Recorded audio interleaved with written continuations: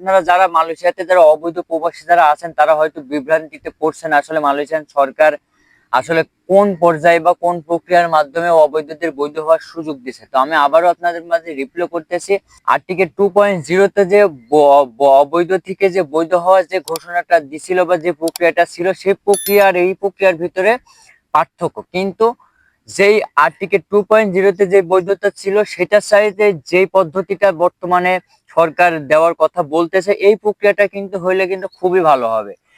কারণ এইটাতে আপনি নিয়োগকর্তা আপনি চেঞ্জ করতে পারবেন। আপনার কোম্পানিতে যদি কাজ না থাকে তাহলে আপনি অবৈধ না হয়ে আপনি সরকারের কাছে আবেদন করতে পারবেন যে আপনার এই নিয়োগকর্তা বা আপনার এই বস চেঞ্জ করার জন্য, বা আপনার নিয়োগকর্তাকে চেঞ্জ করার জন্য কিন্তু আপনি মালয়েশিয়াতে আবেদন করতে পারবেন। তো এই প্রক্রিয়াটার বিষয় নিয়ে এখনো কিন্তু মালয়েশিয়ান সরকার জাস্ট ঘোষণাটাই দিয়েছে যে এই প্রক্রিয়ার মাধ্যমে অবৈধদের বৈধ হওয়ার সুযোগ দিবে। এখনো কিন্তু তারা ডিক্লিয়ার করেনি কবে থেকে আবেদন শুরু হবে বা কবে থেকে তারা সকল কার্যক্রম শুরু করবে, সেটার কিন্তু এখনো বিস্তারিত কিন্তু কথা কিন্তু বা ঘোষণা কিন্তু এখনো